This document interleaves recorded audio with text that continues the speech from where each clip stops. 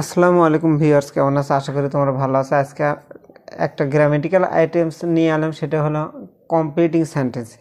HSC, SSC, আলিম এবং দাখিল যারা পরীক্ষাতে আছে তাদের জন্য এই ক্লাসটা।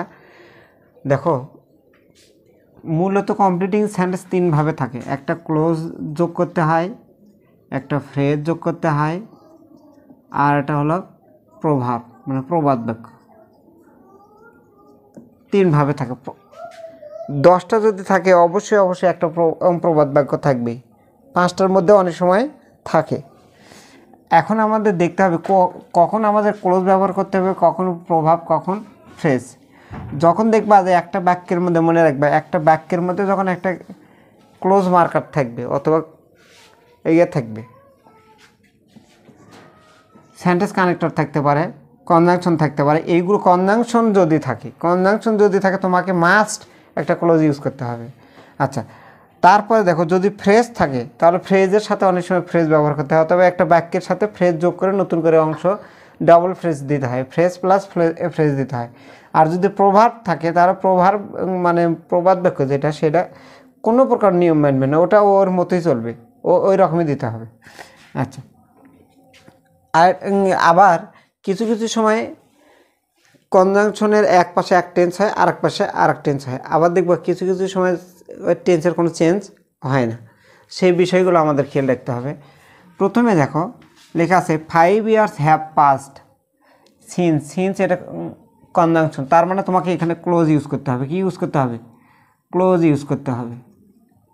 এ জায়গায় অবশ্যই ক্লোজ ইউজ করতে হবে। ক্লোজের মানে যেটা নিয়ম, ক্লোজ যখন লিখবা তখন অবশ্যই একটা সাবজেক্ট লাগবে, একটা ভার্ব লাগবে।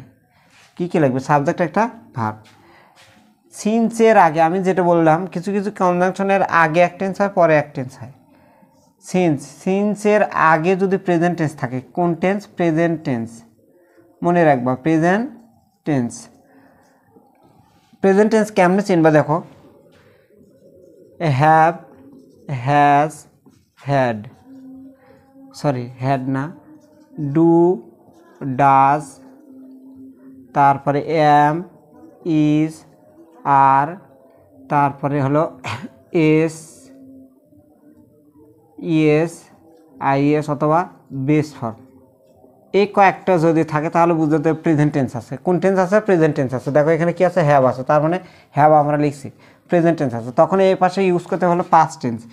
5 years have passed since we met him last, আমরা তাকে শেষবারের মতো দেখেছিলাম।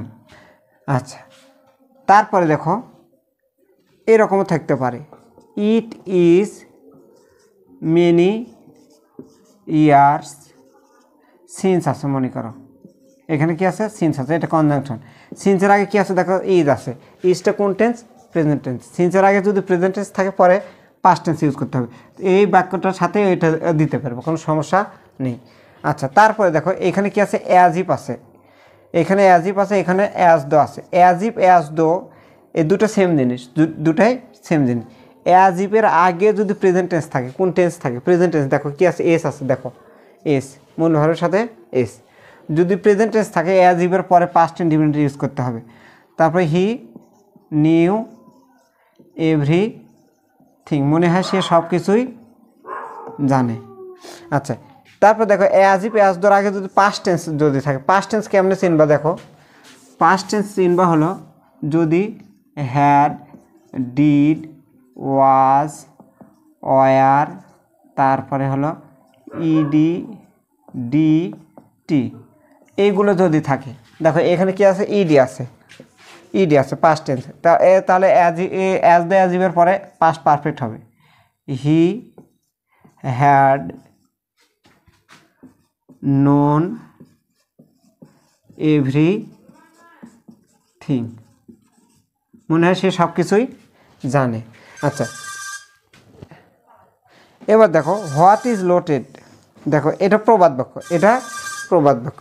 প্রবাদ বাক্য যদি থাকে তাহলে অবশ্যই তোমাকে প্রবাদ বাক্য দিয়েই মানে শেষ করতে হবে। What is lotted can not be blotted, কপালের লিখন নাহি যায় খণ্ডন। দেখো কোনো প্রকার মানে চলবে না,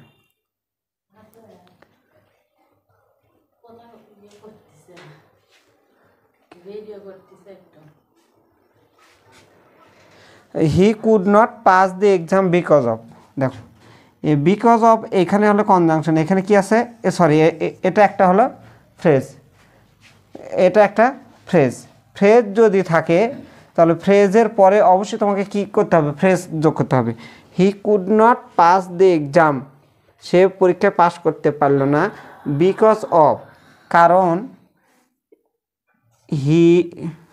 because of his laziness,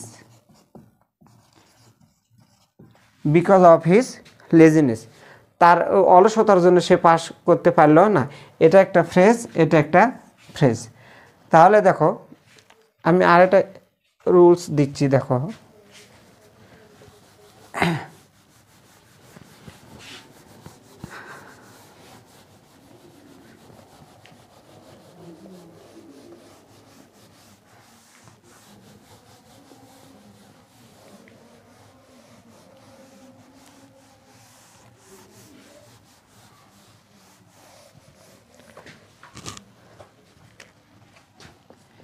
he failed in life, he worked hard so that, এখন দেখো এই দুটো বাক্য, দেখো এই বাক্যটা হি ফেইলড ইন লাইফ, সে জীবনে ব্যর্থ হয়েছিল, দেখো কি আছে, ইডি আছে, পাস্ট টেন্স আছে। এই বাক্যে কোনো প্রকার ফ্রেজ নাই, কোনো প্রকার সাহায্য কনজাংশন নাই, প্লাস এটা প্রবাদ বাক্য না। এরকম বাক্য যদি থাকে তুমি ইচ্ছা মতো চেঞ্জ করতে পারবে, পূরণ করতে পারবা, ফ্রেজ দিয়ে পূরণ করতে পারবে, কনজাংশন যোগ করে পূরণ করতে পারবে। He failed in life owing to his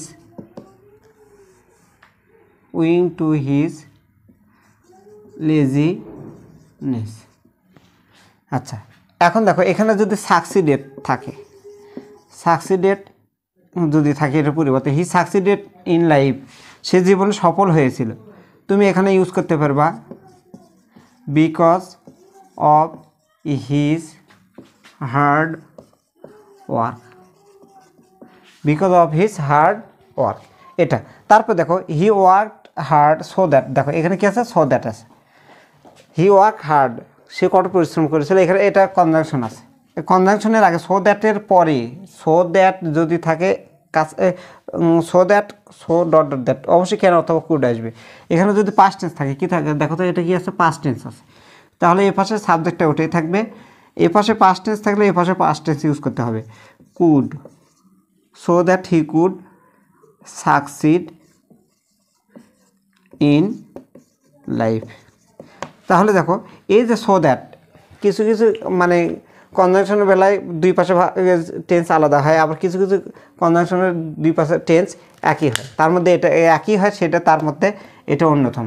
এটার সাথে আছে যেমন ধরো অ্যাজ, সিন্স, বিকজ, তারপরে হলো when, why, how, where, how, এইগুলোর মানে টেন্স কোন সময়ের জন্য চেঞ্জ হয় না। এই চেঞ্জের আগে যদি চেঞ্জ যদি সময়ের সাথে হয় তাহলে সেই ক্ষেত্রে চেঞ্জ হবে, কিন্তু কারণ বা ফলাফল জাতীয় ক্ষেত্রে হলে এই চেঞ্জের দুই পাশে চেঞ্জ হবে না। এই মোটামুটি এই কয়েকটা মনে রাখলেই তোমরা বুঝতে পারবা। এটা আছে, তারপর ডট ডট দ্যাট আছে এরকম এটার সাথে, তারপরে হু আছে, হোয়াট আছে, এরকম এইগুলোর ক্ষেত্রে তোমার মনে করো যে টেন্সগুলো সাধারণত চেঞ্জ হয় না। এখন এটা আবারও আমি সাম আপ করে বলি, দেখো কমপ্লিটিং সেন্টেন্স তিন উপায়ে করতে পারবা। একটা হলো প্রবাদ বাক্য, কনজাংশন যদি থাকে ক্লোজ ইউজ করতে হবে, ফ্রেজ যদি থাকে ফ্রেজ ইউজ করতে হবে। আর কনজাংশন, ফ্রেজ, তারপর প্রবাদ বাক্য এগুলো কিচ্ছুই নেই, তখন তুমি ইচ্ছা মতো তুমি ইউজ করতে পারবা, কোনো সমস্যা নেই।